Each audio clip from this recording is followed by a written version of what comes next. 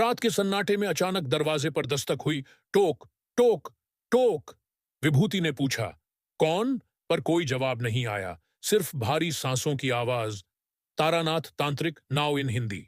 तारानाथ तांत्रिक fan fiction कहानी विभूति की अभिशप्त रात, भाग 1। कोलकाता की एक सर्द शाम, विभूति अकेले अपने स्टडी रूम में बैठे थे।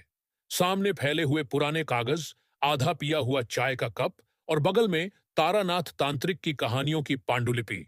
बाहर घना कोहरा, गली के कुत्तों की कर्कश भौंक और दूर कहीं किसी के रोने की धीमी आवाज। विभूति ने एक बार खिड़की के बाहर झांका। कुछ अजीब लग रहा था।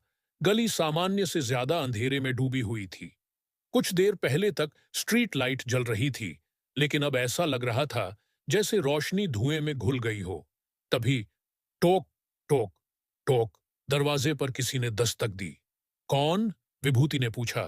कोई उत्तर नहीं आया, बस दरवाजे के उस पार किसी के सांस लेने की धीमी सी आवाज। गला सूखने लगा विभूति का। वह धीरे धीरे उठे और दरवाजे के पास पहुंचे। झिझकते हुए झरोखे से झांका, लेकिन बाहर कोई नहीं था।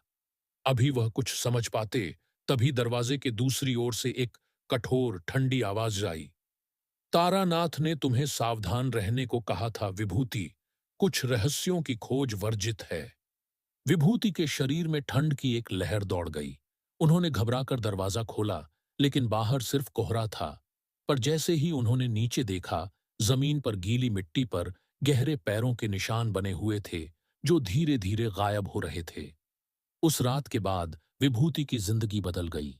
हर रात जब वह सोने जाते, तो उन्हें खिड़की के बाहर कोई खड़ा दिखता, लंबे काले लबादे में लिपटी एक छाया, जिसकी आंखें दूर से भी जलती हुई महसूस होतीं।